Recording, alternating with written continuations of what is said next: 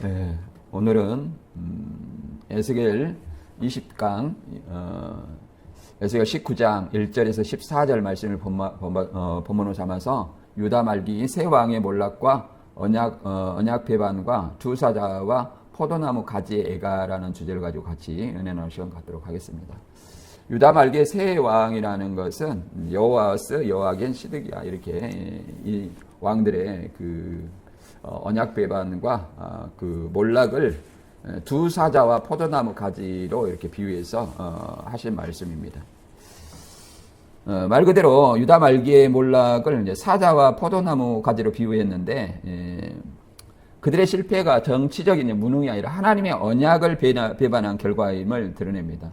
결국 반복되는 배반과 교만은 심판으로 이어지며 인간의 왕권의 무너짐 속에서 하나님의 공의가 성취됨을 드러냅니다. 말 그대로 이 내용은 바벨론 포로기의 남유다의 종말을 고하는 애가입니다. 그래서 에스겔 17장의 독수리와 포도나무의 비유를 이제 사자와 포도나무로라는 비유로 이렇게 재구성하는 내용입니다. 그래서 에스겔 19장은 다윗 언약의 파기 상황을 다루는 애가로서 마지막 왕들의 비국적 종말을 사자와 포도나무로 비유로 설명하는 어떤 내용입니다. 그래서 이 당시 정치적 상황은 BC 597년 여호야긴의 포로와 예루살렘의 함락, BC 586년 함락 사이의 공백기의 언약으로서 예언으로서 그것이 이제 성취될 1차로 예루살렘 함락으로 성취가 되는 거죠. 이것이 다윗 언약이라는 것은 다윗의 후손에게 하나님의 왕권을 주시겠다는 언약입니다. 그것은 이제 메시아인 예수님에게까지 이어지는데 그 소망의 단절이 위협이죠. 그 언약의 위협이죠. 그래서 남유다를 다윗 왕가라고 얘기를 하는 것은 사자들과 가지들이 실제 역사 속 유다 왕들, 이제 여호아스, 여호야긴, 시드기야, 이게 마지막 세 왕들이죠. 이들에 해당하기 때문에 이는 북이스라엘이 아닌 남유다 왕국, 곧 다윗의 후손들의 이어가는 왕가들을 의미하는 것입니다.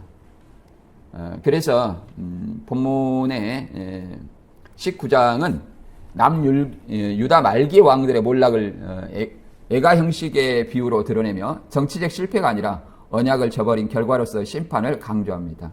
두 사자의 비유는 한 어미에게서 나온 왕들이 이방에 의해 사로잡히는 비극을 통해 다윗 왕권의 붕괴를 보여줍니다.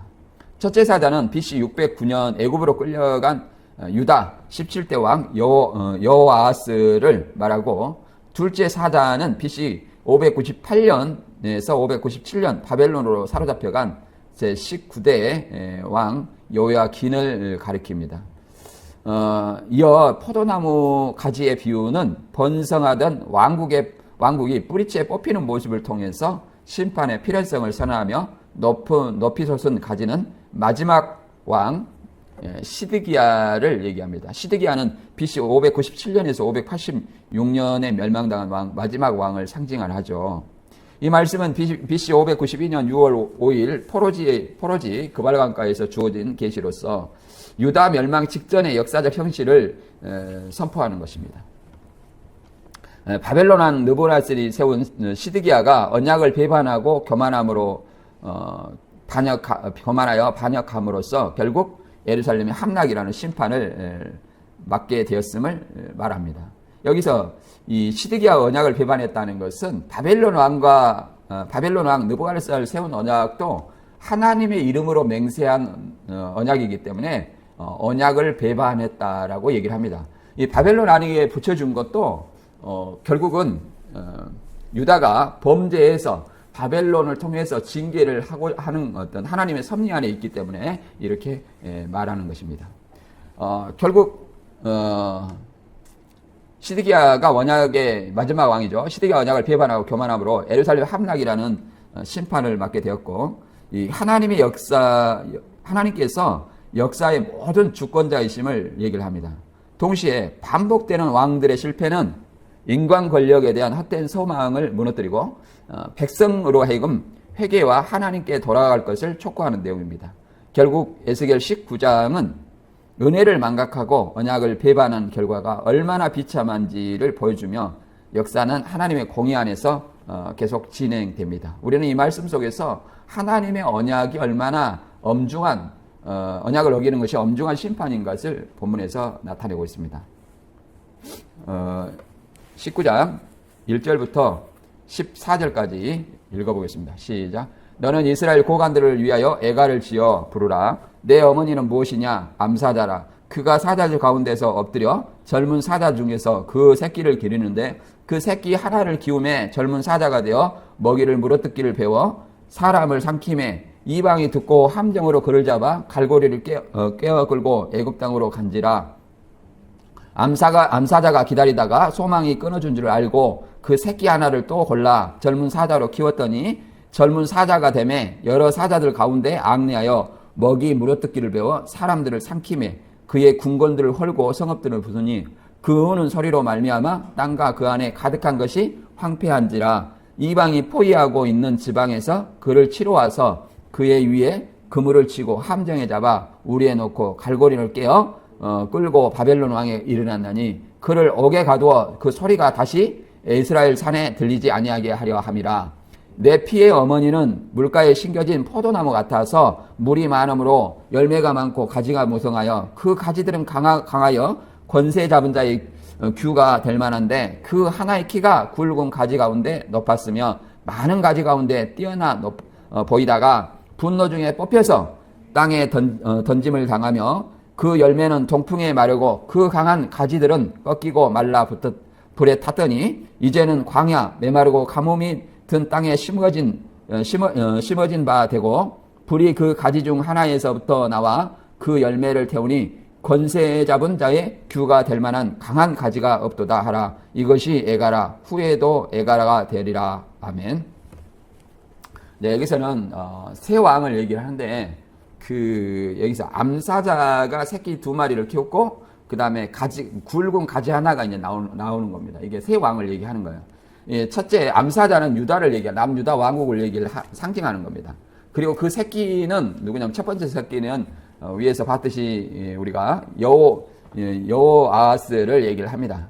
여호아하스 그 새끼를 기다릴 때는 안 왔다 갔잖아요. 그래서 소망이 끊어줄 줄 알고 다른 새끼를 키웠다 하는데 이거는 이제 여호아하스가 애굽에서 죽은 것을 얘기를 하는 거죠. 두 번째 이제 사자 새끼를 키웠는데 이거는 누구를 얘기하냐면 여호야긴을 얘기를 하는 겁니다.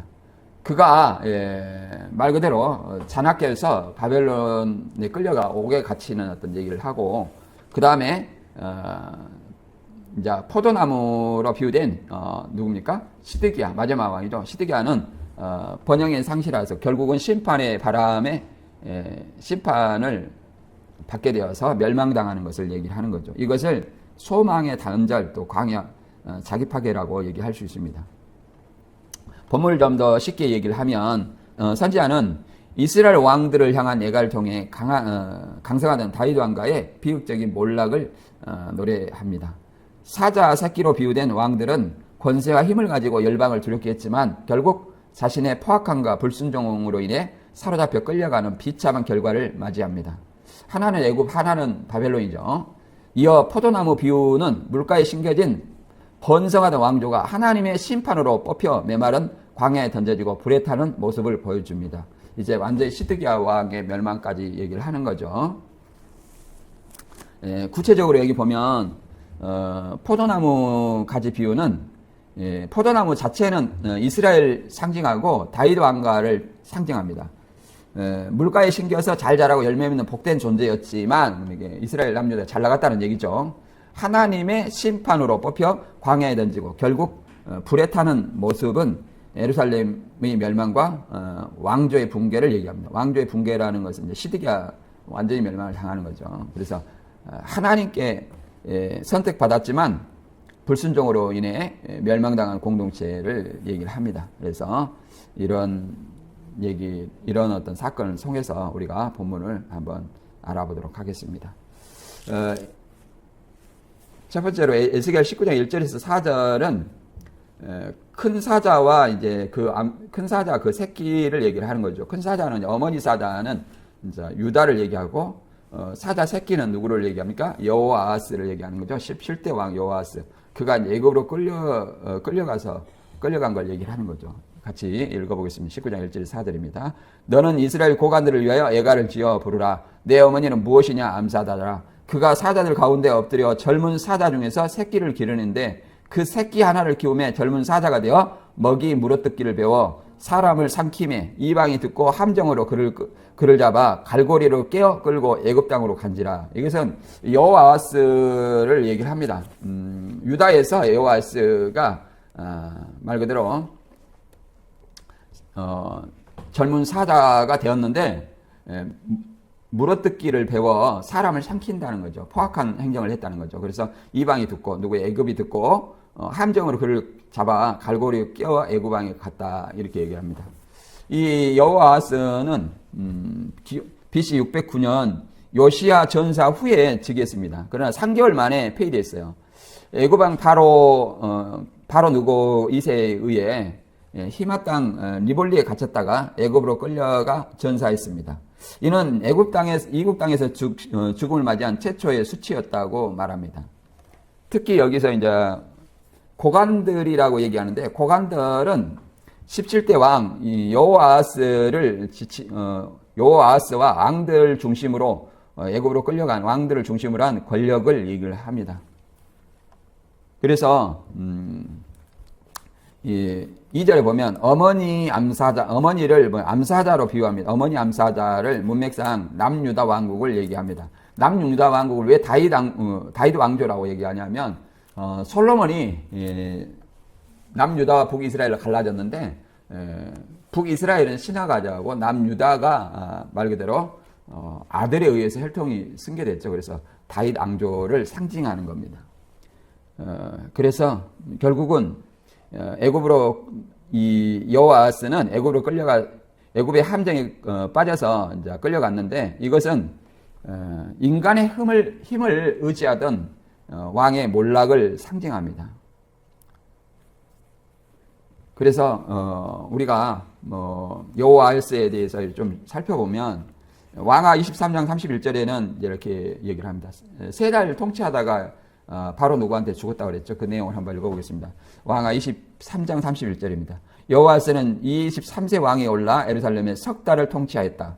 그리고 그의 어머니는 림낫 사람 에레미야의 딸인 하무달이었다. 그는 자기 조상들 더러운 행위를 본받아 여호와께서 보기에 악을 행하였다. 이때 이집트 느고 왕이 그를 잡아 히마 땅에 있는 니볼라에 가두고 예루살렘에 통치하지 못하도록 하였다. 그리고 그는 유다에 은 3,400kg과 금 34kg을 저공으로 바치게 하였으며 요시야의 다른 아들인 엘리야김을 그의 아버지 요시야 대신 유다 왕으로 세우고 그를 여호야김으로 고쳤다. 그리고 여호아스는 느고 왕에 의해서 이집트로 끌려가 거기서 죽었다. 이집트로 끌려가 죽었죠. 그리고 그의 아들이 이제 요시야의 다른 아들인 요시야의 아들이 여호아스인데 요시야의 다른 아들이 엘리야김이었어요. 엘리야김을 애굽 왕이 세우고 유다 왕으로 세우고 그 이름을 여호야김으로 바꿨죠. 그리고 결국은 여호아스는 죽게 된 거죠. 이와 같이 악을 행한 왕은 반드시 패망한다는 것을 성경은 말하고 있습니다. 그래서 유다의 희망이 끊어졌다라고 얘기를 합니다. 그래서 시편 40편 11절에는 이렇게 얘기합니다. 내 영혼아 어째서 내가 낙심하여 내 속에서 불안해하는가? 너는 내 희망을 하나님께 두어라. 나는 내 구원이 되시는 하나님을 찬양하리라 라고 얘기합니다.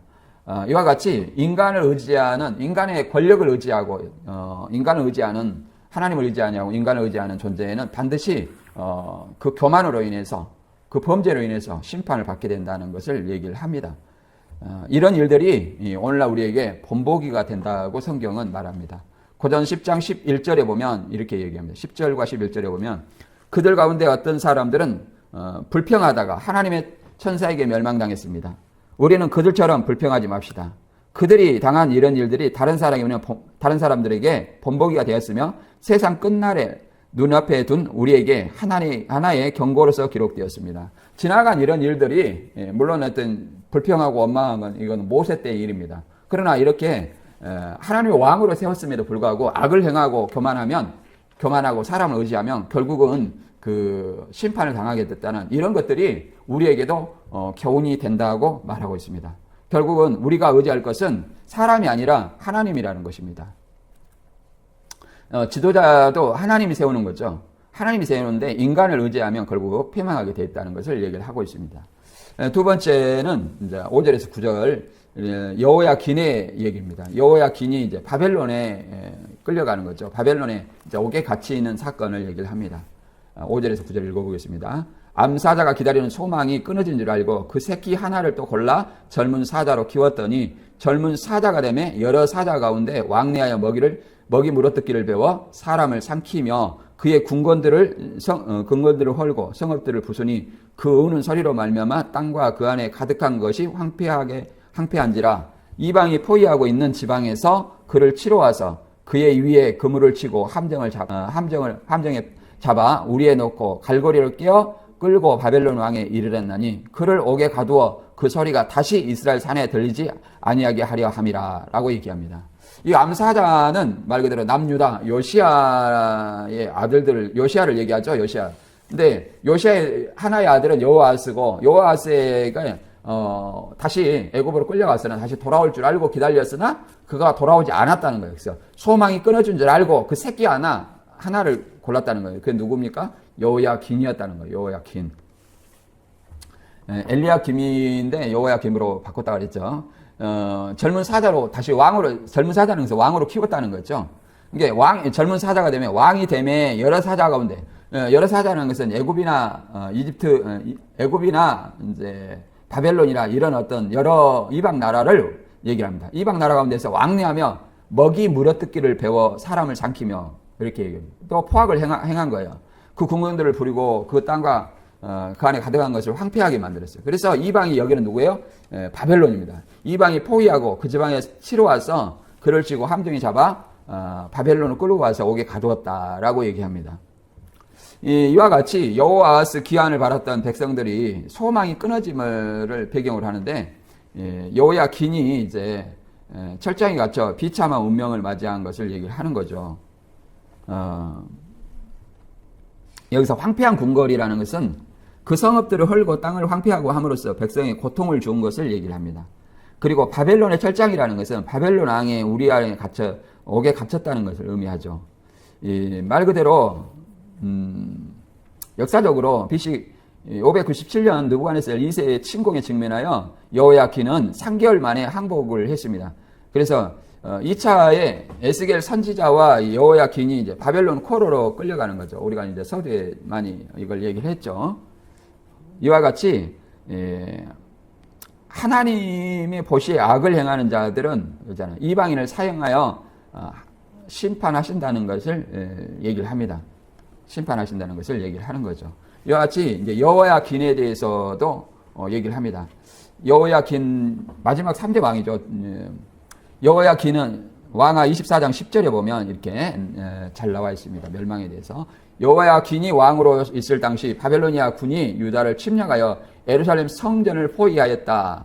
그들이 예루살렘에 포위하여 있을 때 느부갓네살 왕이 그곳으로 오자라고 얘기하여서 이제 여호야긴이 바벨론 왕 느부갓네살에 의해서 11년 동안 통치하다가 악을 행하여 바벨론으로 끌려가는 것을 얘기를 합니다.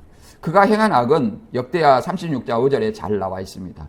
여호야김은 25세의 왕이 올라 예루살렘에서 11년을 통치하였으나 그는 그의 하나님 여호와께 보시기에 악을 행하였다라고 얘기합니다. 여러 사자들, 곧 이방 왕들과 왕래하여 물어뜯기를 배워서 사람을 삼키고 궁궐과 황폐하게 했다 이렇게 얘기하죠. 이게 악이에요. 악이요. 거만했기 때문에 악을 행하는 거죠. 그래서 그 다음의 왕이 마지막 시드기야 왕이죠. 시드기야 왕도 여기 멸망에 대해서 얘기를 했습니다. 예레미야 52장 11절에는 그는 시드기야의 두 눈을 뽑고 쇠사슬로 그를 묶어 바벨론으로 끌고 가서 죽을 때까지 그를 감옥에 두었더라. 그래서 옥사한 거죠. 이렇게 마지막 세 왕이 이렇게 비참하게 최후를 맞이한 사건을 보고 있습니다. 누가복음에서도 마찬가지입니다. 이 재림 때를 이 초림 때에 예루살렘 멸망의 사건을 통해서 재림 때를 예언하고 있는 내용인데 누가복음 21장 20절에는 너희가 예루살렘이 군대들에게 포위당하는 것을 보거든 예루살렘 멸망이 가까운 줄 알아라. 그때 유대에 있는 사람들은 산으로 도망하라. 성 안에 있는 사람들은 그것을 떠나고 시골에 있는 사람들은 성 안으로 들어가지 말아라. 이렇게 얘기를 하고 있습니다. 이게 1차적으로 AD 30년경에 예언했지만 AD 70년경에 로마 군에 의해서 예루살렘이 완전히 멸망을 당했습니다. 여기서 이제 중요한 것은 이단들은 멸망이 가정한 것이 거룩한 길 선 것을 보고든 산으로 도망하라 해서 80년 9월부터 84년 3월 14일까지 3년 반의 멸망의 기간을 두어서 멸망의 기간이 끝나고 도망가야 된다라고 얘기합니다. 그러나 성경은 멸망의 기간이 끝나고 도망하는 것이 아니라 이방인이 거룩한 곳에 섰을 때 군대에게 포위당한 것을 보거든 예루살렘 멸망이 가까운 줄 알기 때문에 그때 산으로 도망하라 얘기를 합니다. 1차적으로 AD 70년에 펠라산으로 도망한 사람들이 다 목숨을 유지했습니다. 이와 같이 재림 때도 마찬가지로 종말에 바벨론의 심판이 있을 것을 분명히 언급하고 있습니다. 그렇기 때문에 에베소서 5장 16절과 17절은 세상이 너무 악하기 때문에 세월을 아끼라 이렇게 얘기합니다. 그리고 어리석은 자가 되지 말고 주의 뜻이 무엇인지 분별하여 행하라고 얘기를 합니다. 이와 같이 하나님의 언약의 은혜를 가볍게 여기는 사람은 누구든지 이방을 들어서 심판하든지 하나님의 통치를 거부한 자는 반드시 멸망을 당하게 됐다라고 성경은 말하고 있습니다. 그래서 우리는 항상 하나님의 언약 백성이라는 자부심을 갖고 신앙을 해야 됩니다. 세 번째는 이제 번성했던 포도나무는 이제 시드기야 왕과 유다를 상징합니다. 19장 10절에서 12절을 한번 읽어보겠습니다. 시작. 내 피의 어머니는 물가에 심겨진 포도나무 같아서 물이 많음으로 열매가 많고 가지가 무성하여 그 가지들은 강하여 건세 잡은 자의 규가 될 만한데 그 하나의 키가 굵은 가지 가운데에서 높았으며 많은 가지 가운데 뛰어나 보이다가 분노 중에 뽑혀서 땅에 던짐을 당하며 그 열매는 동풍에 마르고 그 가지들은 꺾이고 말라 불에 탔더니 라고 얘기합니다. 그래서 심겨진 포도나무는 말 그대로 유다입니다. 유다를 상징해요. 유다를 상징하는데 그 가운데 키가 굵은 가지 가운데 하나, 이게 누굽니까? 시드기야를 얘기하는 거예요. 시드기야가 뛰어나 보이다가 그잖아요. 분노 중에 뽑혀서 던짐을 당해서 말랐다는 것은 이제 완전히 우리가 이 앞번에서 보는 것, 예레미야 52장 11절에 보는 것처럼 바벨론에 끌려가 두 눈을 뽑혀 이제 거기서 최후를 맞이한 사건을 우리가 이해를 해볼 수 있습니다. 이와 같이 유다의 정체성을 하나의 포도나무로 여고 내 피의 어머니라는 것은 언약 공동체라는 것을 얘기를 하고 있습니다. 언약 공동체. 그리고 풍성한 근원이라는 것은 유다가 물가에 심겨진 포도나무 같아서 열매가 많고 무성했다라고 번성한 것을 얘기를 합니다. 그래서 하나님이 세운 남유다 왕국이 은혜로 번성하고 강성했음을 의미합니다. 그리고 강한 가지 규가 될 만하다 그러면 높이 뛰어나고 왕권에 강하여 나라를 다스릴 능력이 있었고 특히 뛰어난 왕 누구를 얘기합니까? 시드기야를 가리킵니다. 거기에서 포도나무에서 그 가지 하나가 이제 시드기야를 얘기하는 거예요. 그러니까 1절 이하에서 9절까지는 이제 암사자 새끼를 키워서 젊은 사자로 만들었다고 하죠. 두 새끼의 젊은 사자, 이것은 여호아스가 여호야긴인데 긴을 상징하는데 여기서는 또 다른 어떤 포도나무에서 큰 가지 하나라고 얘기합니다. 여기서 포도나무는 암사자가 유다였듯이 여기도 포도나무는 유다를 상징해요. 그 가지들은 누구예요? 큰 가지 하나는 시드기야 왕을 얘기하면 시드기야 왕을 얘기하는 거죠. 유다의 마지막 왕을 얘기합니다. 그래서 분노 중에 뽑혀 던져졌다는 것은 하나님께서 그들의 죄와 배반으로 인해 왕국을 심판했음을 의미합니다. 열매가 마르고 가지가 뽑혀 꺾여 불에 탔다는 것은 유다가 완전히 왕권이 끊어지고 예루살렘이 바벨론에 의해 파괴된 것을 뜻합니다. 실제로 이 예언이 BC 586년에 완전히 성취되었죠. 성취되었습니다. 견고한 가지, 곧 시드기야는 자신의 뿌리가 하나님의 은혜 아래 세워졌다는 것을 간과하는 것입니다. 그래서 결국은 바벨론의 반역함으로 결국은 심판을 당하게 된 것입니다. 이 포도나무라는 것은 결국은 유다 왕국 선민을 상징하는 어떤 나무로 성경은 기록하고 있습니다.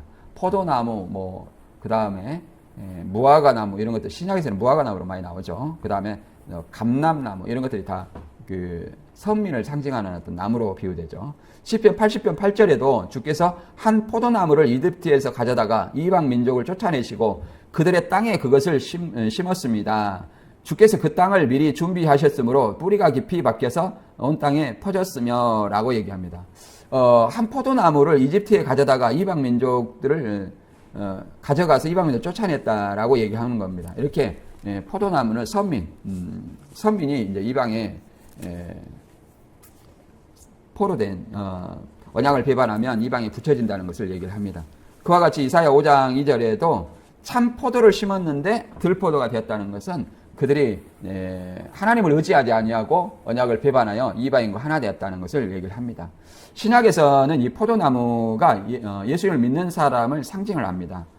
15장 6절에는 누구든지 내 안에 머물러 있지 아니하면 가지처럼 밖에 버려져 말라버린다. 사람들은 그것을 주워다가 불에 던져 태운다라고 얘기합니다.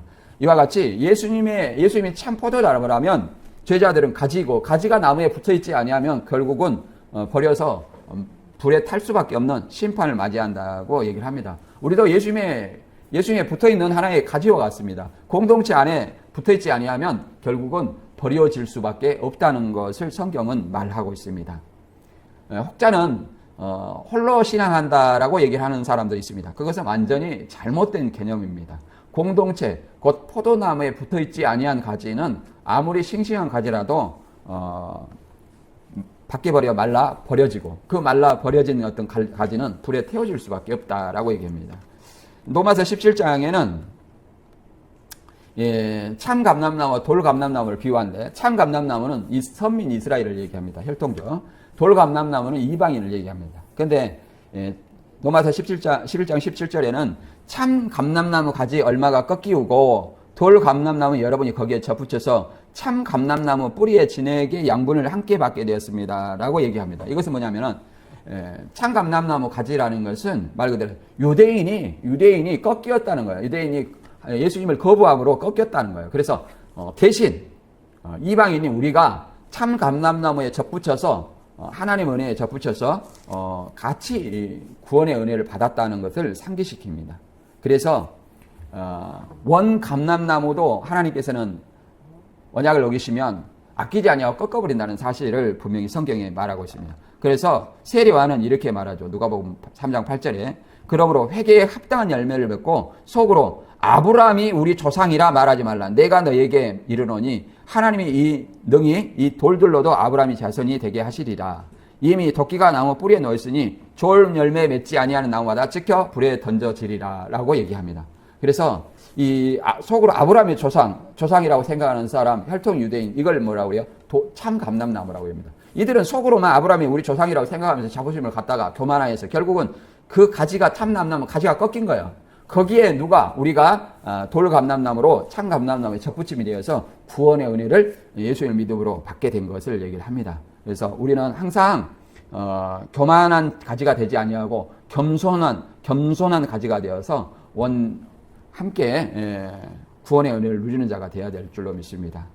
마지막으로 이제 뿌리째 타버린 지팡이와 다윗 왕조의 단절을 얘기를 합니다. 곧 시드기야 왕조가 완전히 바벨론에 의해서 두 눈이 뽑혀가지고 바벨론에서 멸망을 죽게 되니 이제 완전히 끝나는 거죠. 에스겔 19장 13절에서 14절입니다.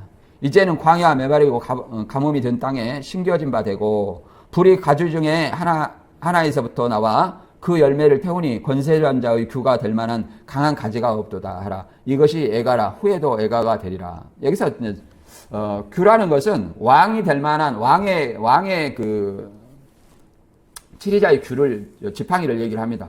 권세 잡은 자의 규. 권세라는 것은 왕권이죠. 왕권의 권세 잡은 자의 규. 될 만한 강한 가지가 없도다 함께. 왕으로 세울 만한 사람이 없다는 거예요. 왕으로 세울 만한. 그래서 완전히 이제 유다 왕국의 멸망을 얘기를 하는 거죠.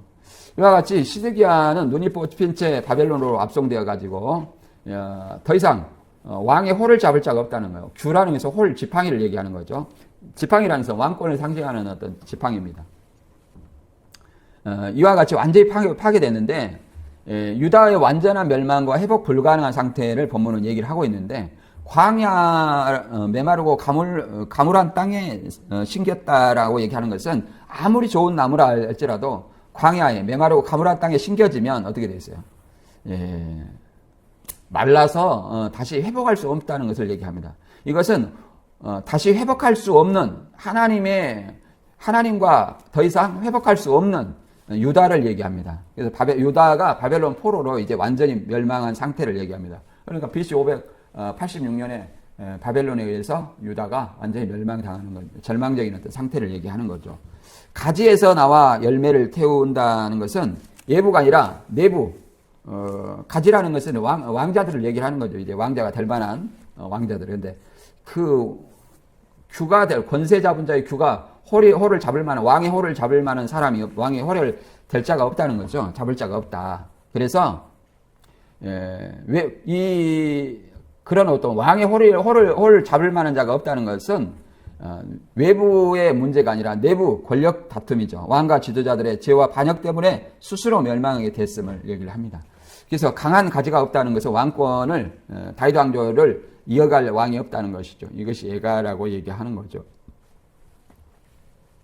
그래서 내부의 반역과 제약이 스스로 태운다.